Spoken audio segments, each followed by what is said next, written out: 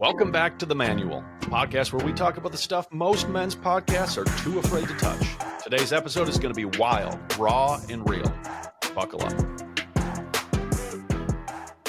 All right, y'all, welcome back to The Manual.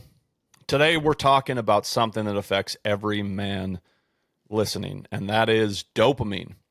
We're going to use Dr. Anna Lembke's groundbreaking and viral book, Dopamine Nation, to unpack why porn, food, TikTok, and other quick-hitting pleasures feel good at first, but wreck your brain over time.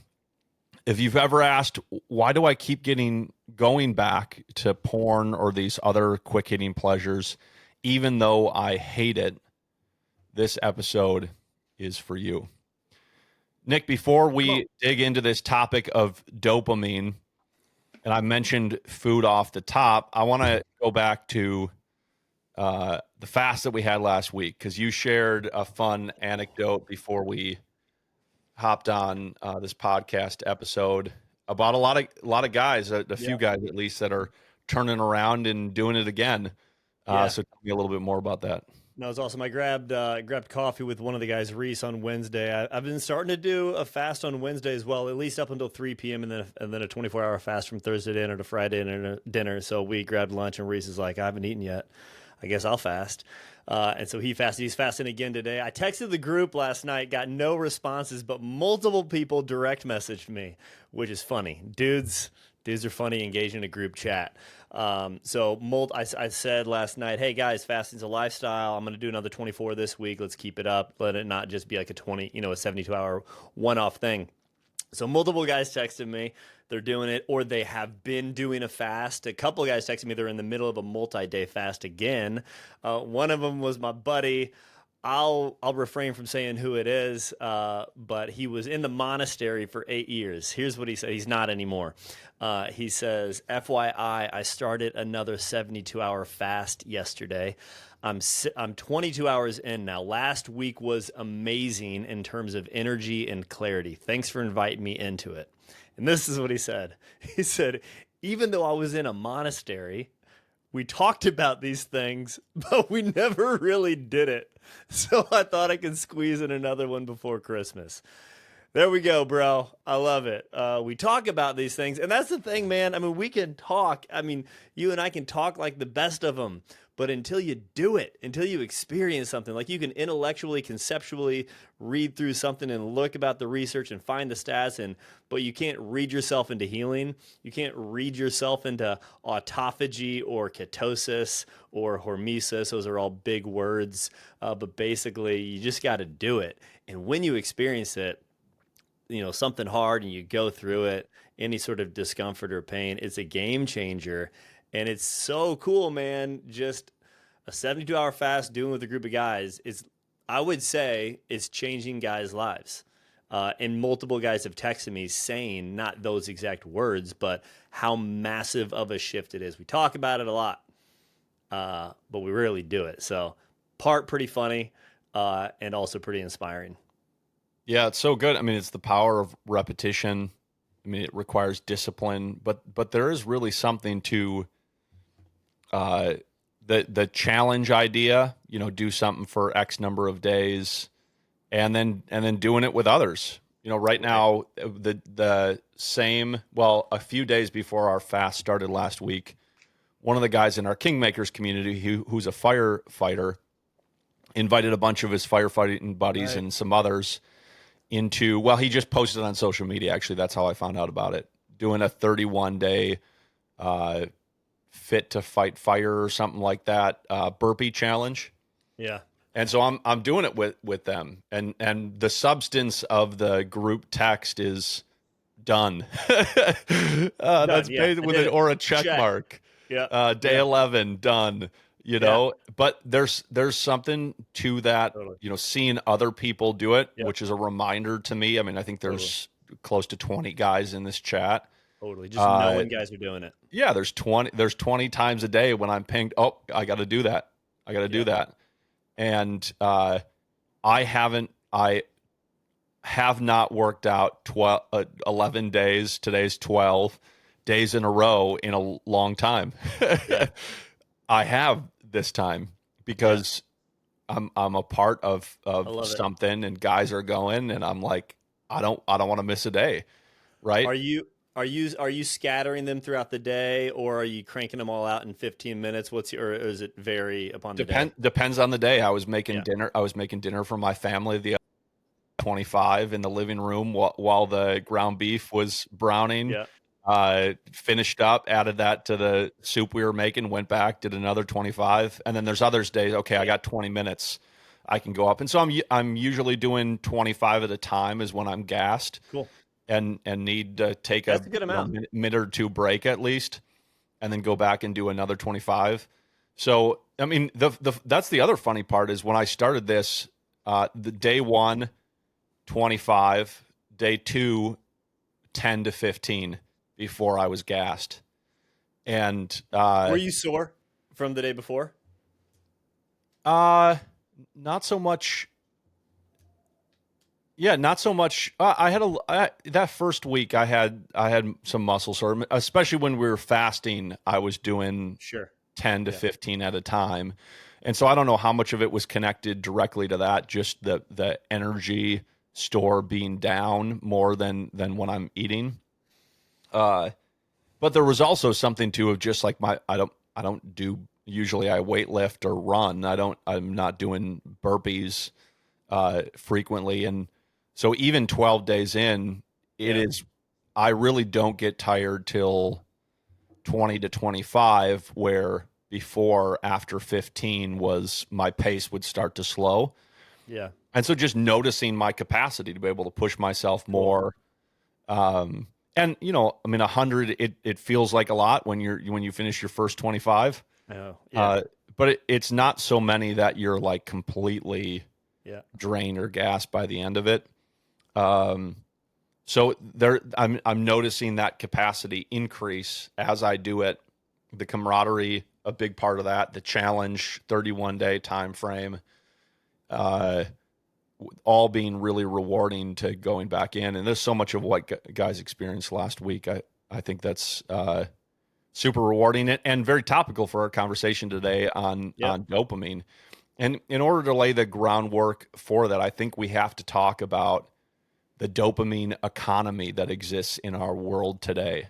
The number of I mean, basically every consumer related industry is principally interested in how to harness people's dopamine system for that product or services benefit, whether it be Right. social media, whether it be food, the way that food gets produced, the chemicals that are put into food, uh, sugar that's put into food, all of that sort of stuff.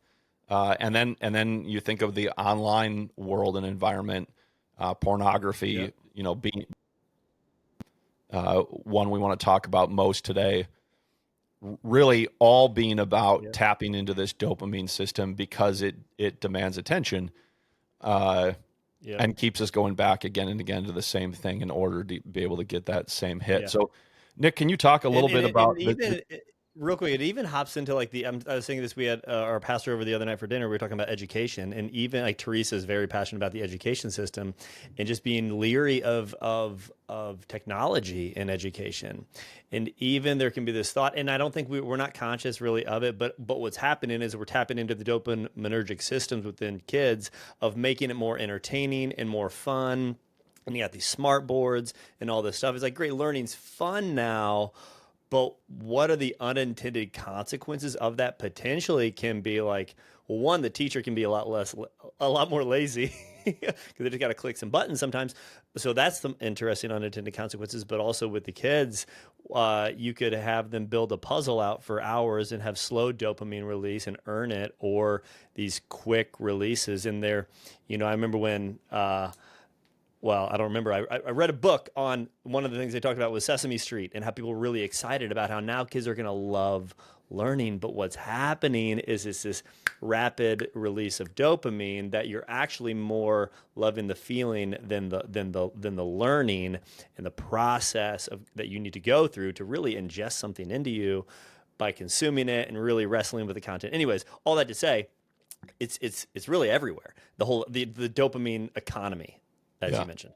I don't know about you, but I'd rather learn from a cartoon elephant than a human being. 100%, man. That sounds way more 100%. entertaining. My brain too. Yeah. Lay the foundation, the environment that we find ourselves in today in a, many phrases or ideas for articulating the world, the abundance environment, comfort, etc. The world that we find ourselves living in, where it really isn't so much about overcoming challenge as much as it is how quickly can I get to pleasure and kind of a pleasure expectation, even in the context of work, right? Which might have to do with the education system, the way that we went through school, the way that we were trained, and what it's doing to our brain. And then we're going to get to how to overcome it.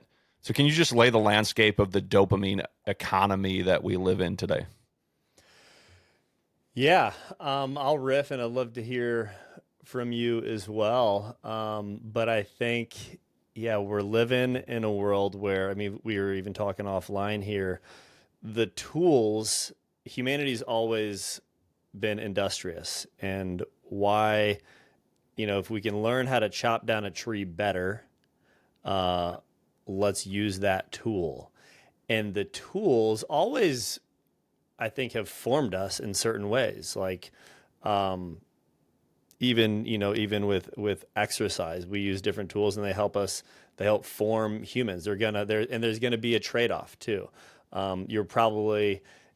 It would take a significant amount of strength to take down a tree without a tool, let's say. So I'm going to trade off some of the strength I might get from that activity, if you can roll with the analogy here, with the example, for I can easily do it with this tool. So the product I'm looking to get is a tree being taken down. And the trade-off is I'm going to lose some strength, let's just say.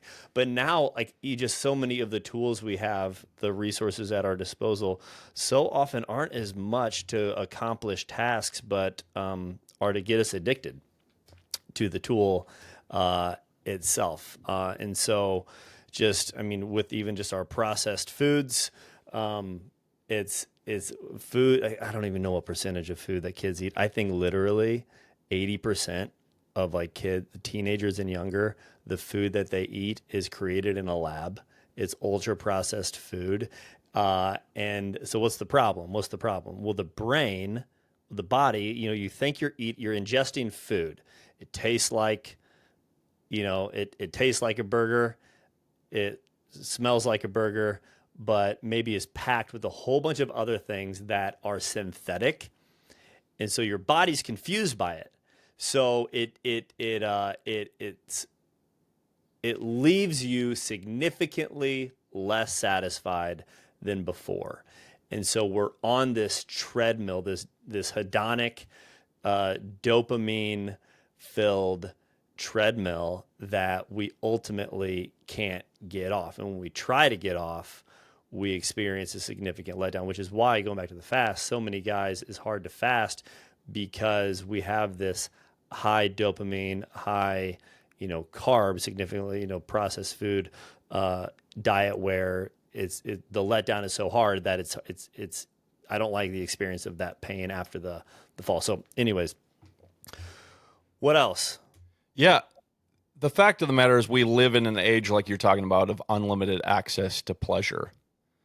The interesting thing that I think is so crucially important to understand, and Dr. Lembke calls this out in her book, and if you listen to any of her podcasts, she's talking about this constantly. She believes that the greatest breakthrough that neuroscience has made in the past few centuries is the understanding that pain and pleasure exist in the same part of the brain. Yeah. So not only do we live in unlimited access to pleasure, but we also are experiencing unprecedented levels of emotional pain. And she has this great analogy of the pendulum. And on one side is pain, the experience of pain, and the other side, the scale. Yep. Yeah. Yep. And on the other side is pleasure. Well, and we are so incentivized in the world that we live in through technology, food, and other means to add to the pleasure side.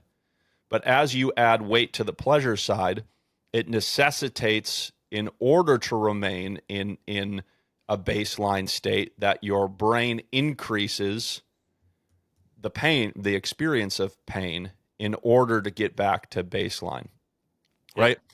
And dopamine has been called, the neurochemical of more. It's ultimately the brain's reward chemical, which is triggered by food, sex, porn, phones, winning, accomplishing. Why is it useful? She references this rather famous study where, in a laboratory, scientists were able to remove the dopamine and dopamine receptors out of rats. And in this study, they found that in that rat who had no reward chemical or receptor for that reward chemical, you could place food in the rat's mouth and they would eat it. But if you place the food outside of, like, even right in front of the rat's face, it would starve to death.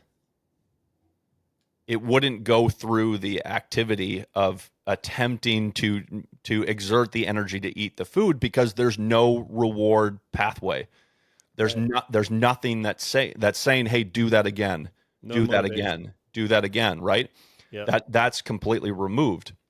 Now, we live in this unlimited access to pleasure, and all of us are experiencing, I think it's sufficient to say all of us are experiencing haywire dopamine or overproduction of dopamine, more pleasure than we were designed to take in, which requires or necessitates, in this scale analogy, that we experience dopamine downregulation. What does that mean? Well, our neurons stop putting so many receptors for dopamine, and the other side of the neuron that's sending the dopamine is downregulating the production of dopamine, so we get less of it.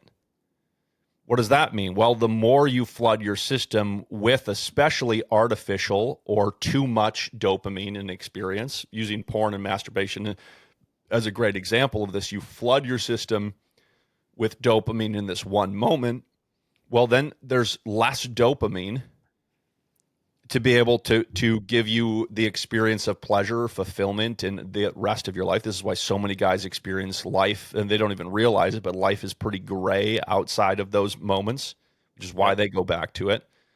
And why guys that start to cycle off of it, off of the craving for pornography, start to experience life in color again. You're actually getting the reward you were designed to have in real life. And it can be such an incredibly rewarding and frankly, addicting experience in its own right, that I want to live more of life now, because it is really rewarding and it is a lot of fun to do normal things that previously were arduous and difficult and felt nearly impossible to choose. And the reality is that as you flood your system, the less joy you feel over time. You build a tolerance to that dopamine, or you experience the downregulation of the dopamine. Your brain is producing less of it, so you need more extreme behavior in that area in order to try to get back to that same level. You start to overcompensate behaviorally in order to achieve the same rewarding experience, because again, that system, as a matter of survival, is entirely geared towards getting you to repeat behaviors that are good for you, that keep you alive, that keep you fed, that keep you getting more of a good thing. The reality is, and this is directly from Dr. Lembke, she says the pleasure we feel from drugs and behaviors diminishes with repetition, and the pain of not having them increases. And I think that's a great place to start this conversation, because I think all of us have thought something about dopamine. We've certainly heard about it to one degree or another, but I think that whole idea of pleasure and pain in sort of a balance with one another is a really important thing for us to understand. Really important thing for us to understand of how it's affecting our life, and to be mindful of when I pursue pleasure in one area of my life, pain is a necessary follower of that pleasure. So if I experience something incredibly pleasurable, I am going to require after that pleasure a trough of reward in whatever comes next, right? And Yeah. this is the neuroscience answer for why guys experience intense shame, guilt after they do something that they know is not good for them or that they hate doing, and they experience intense feelings of badness, if you will, about that thing.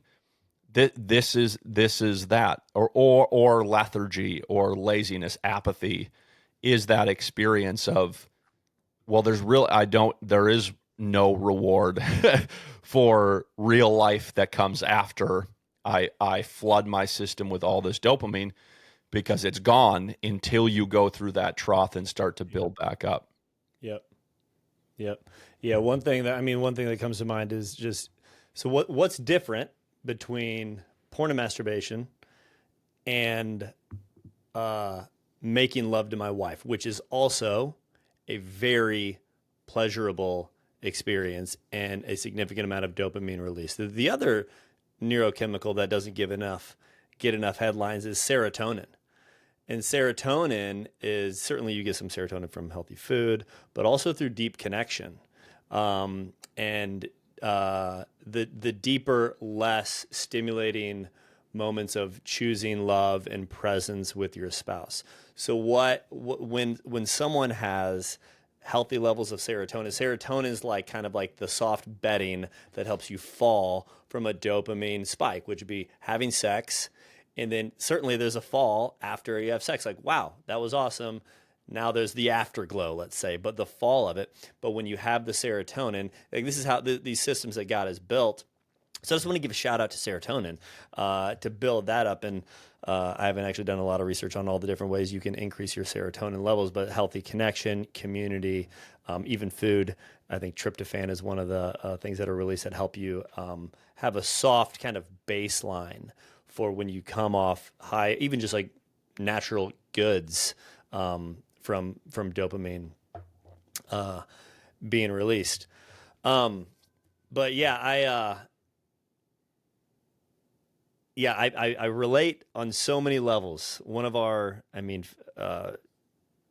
most notable books that we've both appreciated is this book, Addiction and Grace. And basically, one of his premises is to be alive is to be addicted. And to be addicted is to be in need of God's grace. So we were created for attachment. We were created to connect with others, with creation, with God, with ourselves, and we form these attachments. And neuroscience is revealing the why and the how it works, where we form these attachments with certain things, and it's never enough. And we always want, and like you were saying earlier, dopamine is like the motivation neurochemical, where it drives you. Where if you have a mouse that doesn't have the receptors there in their brain, they literally won't reach out for the food that's right in front of them, and they will starve to death because that motivating chemical is not there. It's not. Y'all have probably heard that it's not, dopamine isn't necessarily these. Oh my gosh, what is it? It's not about this. The pleasure, but it's about it's not the pursuit of pleasure, it's the pleasure of pursuit. Mm-hmm. And it'll drive you. That's the gift of dopamine, is it drives you out there. But and this is why, like, oftentimes guys will edge for hours. Like, they never want to find the final thing. They just want to keep on the search. And that search releases more dopamine. And then, okay, so what happens after? Then that's when the crash happens. And so for me, I've just had to take strong, and I'm not perfect at this, boundaries, just regarding strategy. Just I have the block on my phone. It's a physical device, because I just find myself in any space, and this isn't always like this, but I find myself so often when there's space, when I am a little bit bored, I will reach my brain. I just wants a little bit of something, and so I'll reach for the phone. So I've even in the past couple of days, blocked my ability to check text messages on my on my phone. I can still do it on my computer, but I went out for lunch yesterday, and the guy I was meeting with for lunch was about 10 minutes late, and I thought I unblocked my phone when I left the house so I can check messages and do other things. And I was sitting there and I couldn't text him. I thought about calling because it was about 10 minutes late. I'm like, do I call him? But I just sat there for 10 minutes outside of the restaurant. It was 50 degrees and I got some sun, and I just allowed myself to be bored and to feel, let's call it the pain, the discomfort that my body, again, we wanted to come back to homeostasis. Your body's looking to come back to homeostasis. And when we don't have our drug, whatever drug it is, whatever distraction, whatever like quick little chemical hit, then we feel the pain and we feel the discomfort and we feel the boredom. But it's so important in there. And I just want to highlight it's really important to understand how this works, because I think it can lift a lot of shame, because this isn't simply a moral failure, right? Certainly there's the vicious cycle we get in, but it's really neurological adaptation that we have trained our brains. Chemical dependency is a real thing, and the reason it works is the drug didn't work at the level it used to work. I remember when I was 21, I won $10,000 playing blackjack. $10,000 for a 21-year-old male brain to win. And at 21, that was a lot of freaking money. Here's the problem is the casino isn't there just to give money away forever. There's a reason they're there. I couldn't go back and leave the casino without winning at least $1,000. And so I just kept losing it and kept losing it and kept losing it until the pain got so much to where my dad found my credit card statement and I had to ban myself from the casinos. But the good news is that our brains can heal. And I think just kind of step one just in this is just being honest about it, naming it without shame, just being super honest about where we're at. Because I think sometimes we're just not aware of our addiction. We're not, but I think oftentimes we're just not honest about it. It's just beginning to name it. And if you want to take a look at actually how bad it is on your phone, take a look at screen time. Teresa and I looked at our screen times the other night, and hers was not that bad. Mine was pretty impressive. My stats were pretty high. And just being honest with ourselves, with God, with others that are on this journey with you, because I know shame isolates, but just naming it brings connection and clarity. And gets you out of the light, and really just naming it can kind of even just break the spell over you. Yep. Yeah, we talk about something that we learned from a variety of sources, but the idea of confession, what is genuine confession? It's simply telling the truth. Right. What happened? What actually occurred? Right. And even in that can be a dance where our brain attempts to rationalize, to decrease pain of telling the truth. But there's such a refreshing experience on the other end of just saying it as it is. Yeah, I messed up. I didn't do that well. I could do it better next time. Yep. Right.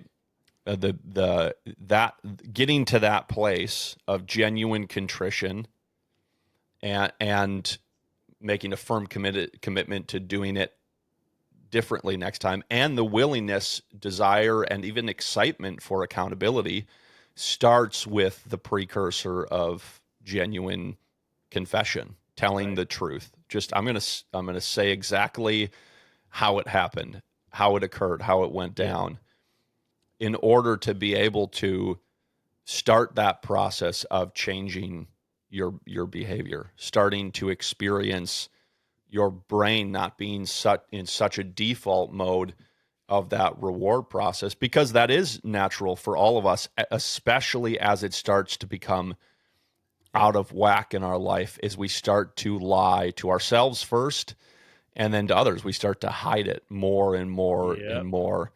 And Dr. Anna Lemke talks about her own addiction with fantasy novels and how she'd go on family vacations with her husband and kids and other people, other families, and she'd spend the whole family vacation hiding out in her room reading fantasy novels. Or she'd be at home and she'd put a fantasy novel behind a more acceptable book and research for her profession, right? And then she talks about how she'd get to the part of the book about 75% in where the high of the storyline resolves itself, and then she just stopped reading it and move on to the next book. She wouldn't even finish the book. She would be after that moment of the fantasy high, and then she'd move on. And it started with that process of being honest that this has taken more of me that I'm getting from it, and this reward is hijacking relationships, hijacking my own pleasure. I mean, she talked about her experience of work being arduous and burnt out and lack of pleasure there. She would just want to go back and be reading that book at all times, right? The obsessiveness of it. I want to back up, and you talked about what's the difference, porn and masturbation and sex with your wife as an example that you gave earlier. And you talked about it there, that the pursuit of pleasure versus the pleasure pursuit. Well, the fundamental difference is that it required work to get the reward, right? Relationships take effort. And Huberman and Peterson and other talk a lot about this. I think it's Huberman that says, be very wary of anything that gives you pleasure without effort. Wow. Right? Anything in really life. Good. And that your technology, like you just said, is exactly that. It takes very little effort for me to take my phone out of my pocket. Yep. Right? Be very wary. And usually being wary, especially with things in our life, food and other, means boundaries, intentional boundaries, like you said, around how we interact with those things. Yeah. Because we are ignorant or stupid to believe that we can use them without it doing what it was designed and created to do. Because your reward system is everybody else's reward system. I don't have extra control over that, right? My brain is going to look for the most rewarding behavior and go back to it if there's no boundaries, if I'm not intentional about the way that I treat that stuff.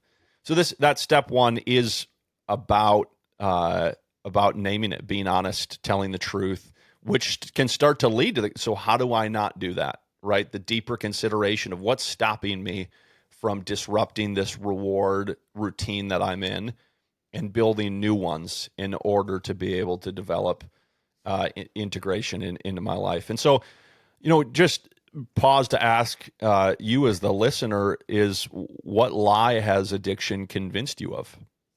And how has shame, that pain, that trough of discomfort after you go to the pleasure, kept you from asking for help or from being honest to people in your life?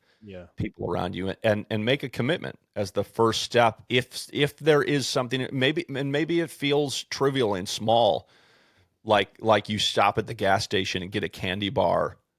But if you're being honest, you do that 3 times a week or 5 times a week or 10 times a week, right? Tell the truth about that.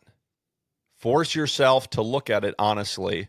Whatever that is, that usually starts with just a little faint ping of like, yeah, I probably do that too much. Yeah. Okay. More than you'd like. Okay. Well, paint the picture to somebody in your life of exactly what you do. Get it out of you. Put it out in front of you so that you can look at it, right? We jump to solutions. I mean, this is also our inability to pay attention. We try to throw solutions at things without deeply understanding the problem, right? And in order to deploy a sufficient solution to something, I have to understand what I'm facing, the problem on a sufficiently deep level, right? And usually the answer isn't as easy as, well, just stop buying candy bars at the gas station, right? That usually, the just stop it is usually not sufficient because that reward pathway is strong. That incentive to go back to that place that you experience the reward Yeah.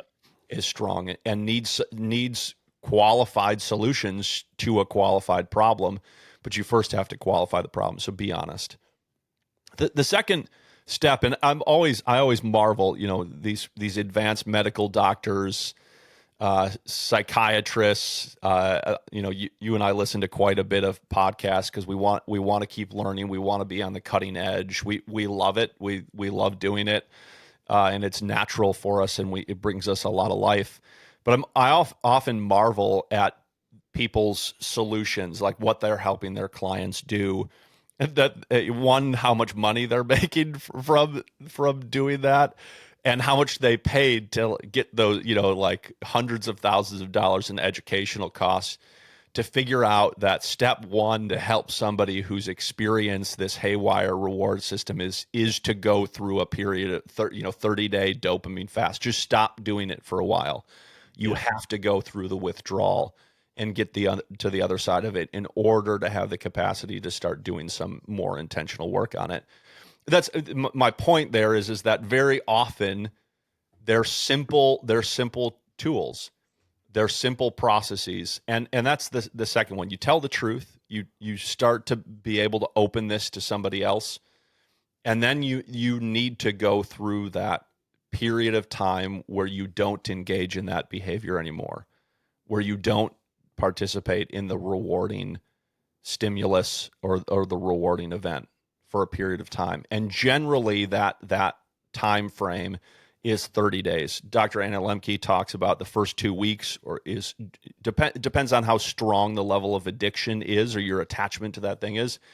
But generally those first 2 weeks, you will experience strong withdrawal, right? You will experience that sort of anhedonia state to some degree, usually proportional to how often, how frequently, how intensely you experience how pleasurable it is will sort of dictate how painful it is to not engage in it. It's where you experience the strong cravings, the strong desire for it, the impulse to go back again and again, amongst other things.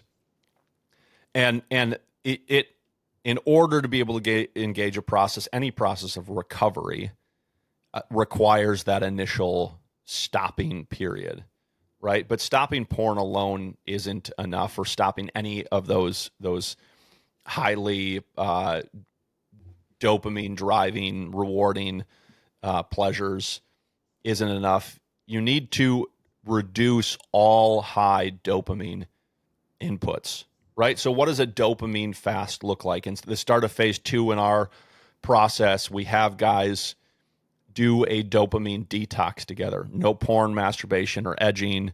Cut out or reduce social media, sugar, YouTube, Netflix.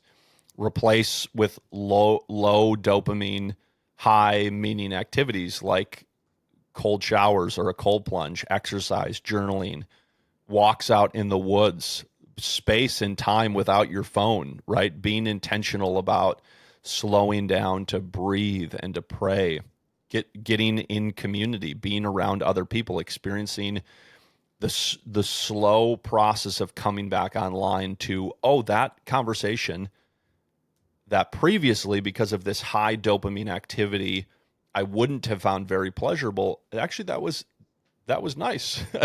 that was better than I felt like that's gone before, right? And it's really this approach, or this foundational step, is couched in this ideas of that discomfort is your teacher and pain is the path. That the pain of abstinence is the path to restored pleasure. What does that mean? What is restored pleasure? Restored pleasure is that reality is fun. Reality is rewarding. That goes back to something else you said earlier that I think bears repeating. And I think maybe more than anything, the thing that I find screaming from the rooftops is that life was designed to be deeply rewarding, right? That the life of the integrated man, the life of the faithful man, of the Christian man, was designed to be very rewarding, not just drudgery and pain. And that's one of the central lies at the foundation of the addict. And you just talked earlier, that's all of us, Yeah. is the belief that without this, I won't be happy. Right. Without this, I won't experience reward. Without this, I won't, my relationship with my wife is hard. My relationship with my kids is hard. Work is hard. Well, what isn't hard? Right? Porn, masturbation isn't hard. That's fun. Video games isn't hard. That's fun. Right? Entertainment's not hard. The new Netflix show isn't hard. That's fun. Right? And so we go back to that place, which then creates the reality that we're predicting. Whereas real life, our relationship with our wife is work, kids are work, work is work, conversation with other people at networking events is work, conversation in community or at church is work. And these things are where we get our pleasure. Yeah. That's so good. I think, and here's the thing, I think a lot of us, here's my own journey. I want to be able to do this on my own. Even like going on my healing journey and inner healing and all that stuff, if I'm honest, I think a lot of times I wanted to be healed so I could just do everything on my own. Just to be free and so I could live my own life. But this, I mean, whether it's doing burpees every day for 31 days of the month, just knowing somebody else is doing it with me and me having to say I did it is so powerful. So one, bringing it to the light with another person, asking for support and accountability. And then just as you're doing this, like this is the most rewarding experience going through, like, let's say this 30-day dopamine detox, removing all the quick hits is really helpful for those that are especially closest to me that know I'm doing it, that I might be off my game for a bit. Because if I'm honest, I mean, for me, one of the big reasons why I just wanted to drink alcohol so often was because I didn't want to be off. I didn't want to be feeling like crap. And so I didn't want to feel like shame. And so if I have to show up to something, I'm going to take the edge off a little bit. If I don't want to be anxious and show up at this family Christmas, if I just had a little bit of something, using porn that same way too. So if I'm not going to be doing these things and I'm going to be doing some of the harder stuff, that we feel the resistance, y'all. We feel the resistance when we're going to sit down and work on writing, let's say, a blog for an hour or whatever the deep work is, or journaling, man, or prayer, like we talked about recently, sitting down to journal for 15 minutes. The neural pathways aren't there. But knowing, when we know how the brain works, and that, I think Scott Galloway calls it SLOPA. There's fast dopamine and there's slow dopamine. We need the SLOPA stuff. He goes, my kid, he's talking about his kids playing with Legos. It's a 2-week journey to build the next Death Star, whatever, from Star Wars, and that slow dopamine release. But for so many of us, that's so hard. And so for others to know in my life that, hey, this is going to be a hard month, I need some support, is really helpful, I think, to invite them into it. And this is where, for us, like the internet blockers and the software, it is not a part of our philosophy. However, it's often necessary. And I would say this, the degree to which, like I said earlier, that I used the block, right? The degree to which the blocks, the like things that limit me from even doing it. Like I just don't have cookies in the house, let's say, whatever it is, just, you just don't have it. It's one decision that makes 1,000 decisions for you. If I don't have the thing or don't have access to the thing, those are helpful to the degree that they allow me to feel, for our conversation here, the pain.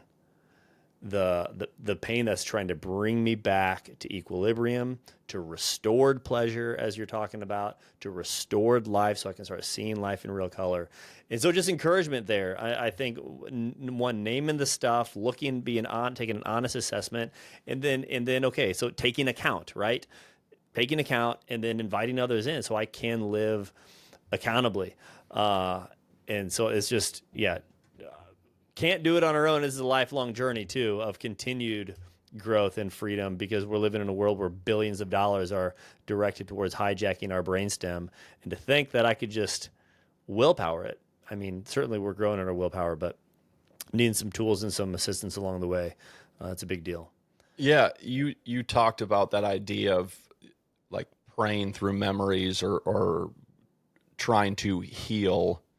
I think for me, reflecting back as I'm hearing you say that on my own story, I think a lot of it for me was what we're talking about right now, which is I didn't want to have to go through the pain of growth. I wanted to stop feeling so bad. Totally. I wanted it to make me better without having to go through The the effort. work That's so good. of better, right? Right. So I was looking Right. fundamentally, I was looking for that to bring me the comfort Yep. that my bad habits I was also looking for comfort from my bad habits, right? And I was Yep. I was making an earnest attempt to direct that comfort seeking to something good, prayer as an example, or conversation with somebody else as another example. And I don't want to I certainly don't want to demonize those things. I think there are times and seasons of life where reprocessing through memories, where going back and allowing ourselves, and there's amazing techniques and processes out there that help Yep. do that more and more efficiently, is necessary for a person who's experiencing the highway, say between the hippocampus where memories are stored and the amygdala. Hmm. That all of that is largely subconscious, and if those areas have been hijacked by traumatic events or situations in our life where you can't do it, that even discomfort, cold plunging every day, whatever it is, isn't going to upend that there is a need for deeper work. And so I don't want to demonize or look past deeper work, because I do think that's part of a holistic strategy to getting well. But comfort and the overabundance of comfort does make us weaker, right? And this is where this idea of hormesis comes in, and that controlled discomfort builds resilience, right? In a world of abundance and as much as we can possibly want and way more than we can handle, Yep. choosing to do hard things becomes increasingly more necessary, right? Choosing to draw boundaries inside the lines of what is available to us is necessary, right? Knowing our own limits, not just what is the limits of the iOS set for me isn't usually the limit, right? Where do I need the limits to be drawn up? I mean, to think, sugar in our house is exactly what you just said. If it's there, it gets eaten. Yep. And if it's not there, it doesn't. Right. Right?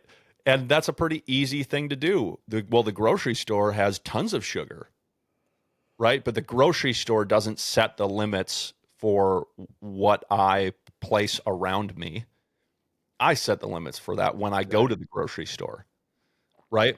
And so choosing controlled discomfort helps build in the capacity in us to do it again and again. And that in its own right, because it is good for us, is rewarding behavior. We experience the reward of things like cold exposure, stillness Right. and solitude, extended fasting, early wake ups after a period of time of doing those things, Right. right? When Yeah. I don't like waking up, but when I'm up, I really Yep. am grateful that I woke up, you know? Yep. I Yep. never regret after waking up early, like, God, I mean, unless I only got 3 hours of sleep, I don't regret at 10 a.m. in the morning waking up early. I'm grateful that I did that. Funny enough, I usually am not grateful at 10 a.m. in the morning when I woke up way later than I intended to or way later than was necessary. Yep. I generally find myself then dragging through the day Yep. rather than attacking the day and Totally. experiencing the reward of that day Yeah. for what it is. Yeah, it's Oh, the balance principle works both ways. We've been highlighting when we press down on the pleasure side, the pain's going to want to it's going to come, it's going to come. That's the mechanism at play within the body is going to bring us back to homeostasis.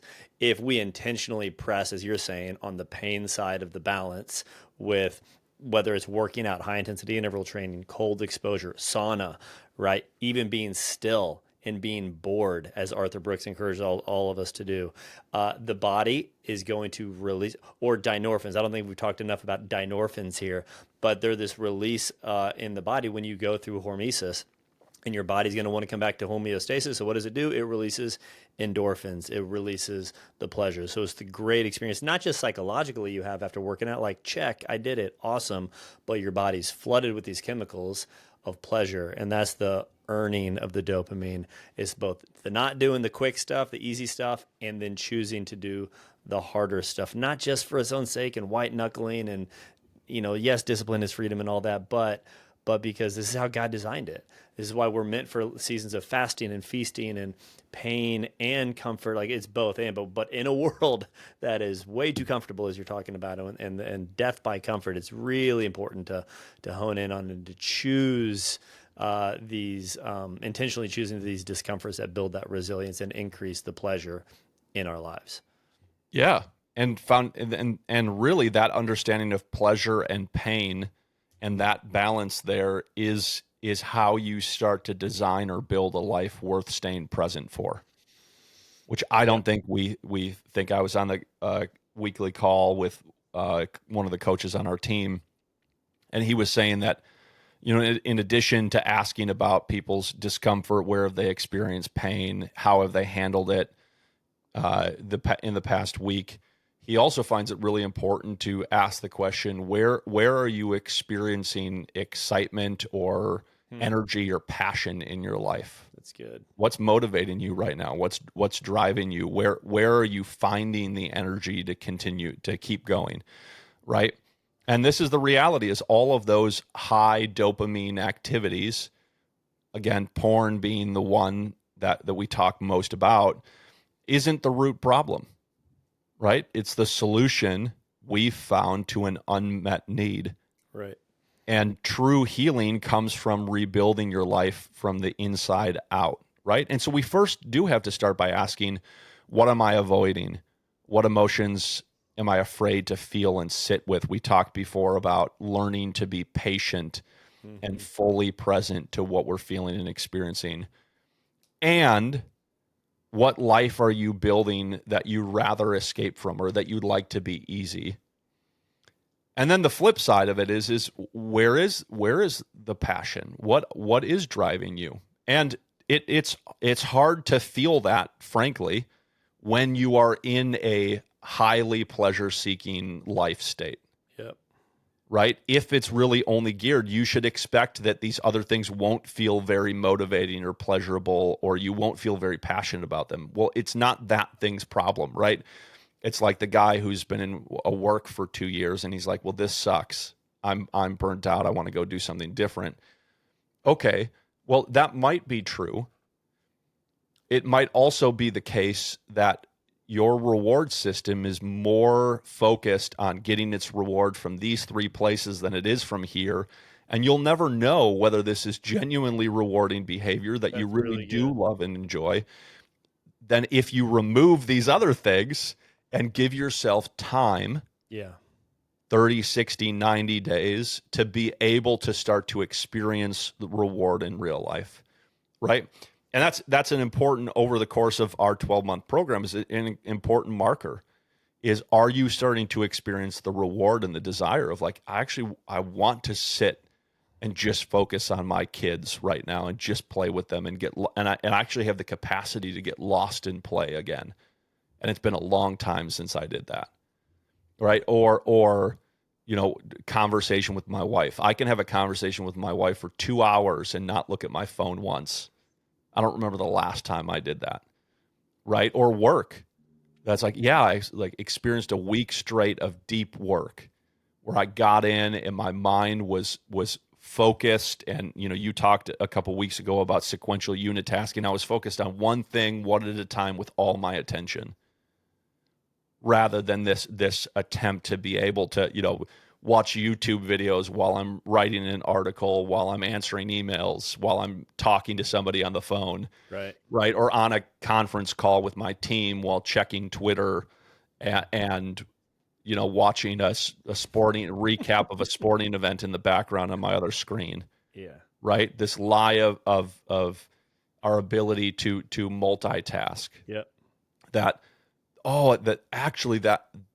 sequential unitasking is incredibly rewarding behavior, and it makes me want to do it again. And I can start to feel the difference between multitasking and trying to do too many things at once and the reward of being focused on one singular activity. And this really gets into identity, how you view yourself, right? I always think about with identity, Dr. Neil T. Anderson's quote, "You can't consistently behave in a way that's different than the way you view yourself." Right? That idea of the way that I think about myself, the way the influence that my thought life has on my behavior is incredibly linked.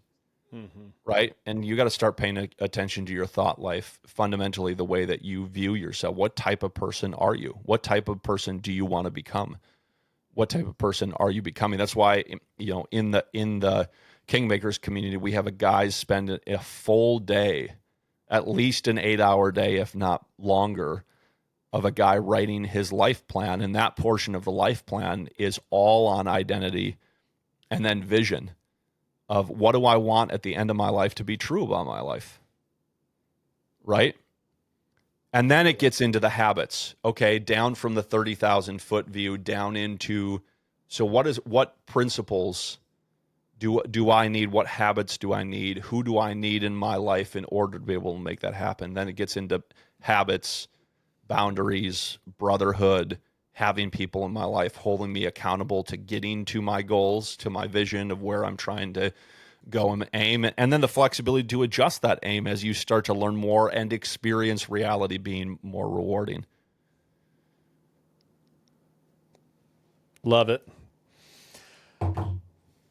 I'm sold. Sign me up. Beautiful. Y'all, Well, go ahead. I was going to say, you're doing it. No, this is good. And again, we say this to the guys in the group. One, we say right away, this isn't just about porn. This isn't about porn. It's as Joe already said, it's about becoming someone. It's about rebuilding your life, and the tools that we deploy and the skills that we hone in the Freedom Group and in the Kingmakers as well are these generic tools that are lifelong. And the powerful thing about ideals and character and virtue is they're limitless, and there's always more. So, number one, your identity is not just broken. You're not just a broken sinner. Yes, there has been some pain, but you're not stuck. You're not stuck forever. And you've got a story, but as Joe and I have engaged our own, we are testaments to you can become free from craving. Your brain needs to heal, and it can heal. And it starts with being honest. It starts with coming into the light. It starts with being just ruthless about not living in shame. It's about connecting with yourself, with God, with others. It's not just about quitting porn. It's about reclaiming your life. So number one, if you're listening to this and you're not telling someone, number one, tell someone. Invite someone into this journey with you. Maybe you start a 30-day dopamine detox fast. Get in community. We'd love to hop on a call with you. Check us out at thefreedomgroup.co.co. Love to hear a little bit about your story. See if it could be a good fit for you to jump in on one of our next groups. We're launching 4 this December. We've got another priest group we're launching in January. Super excited about that. And just remember, y'all, pain is the path. Discomfort is your teacher. There is something to the redemptive power of suffering and pain, and there's certain suffering and pain that leads to life. And the only way through it is through it. So we're living in an environment that's trying to claim territory in your brainstem, but if we just do the right things and pull the right levers one day at a time, we can claim it back. So good to be with y'all today. Thanks for joining us. See you next week.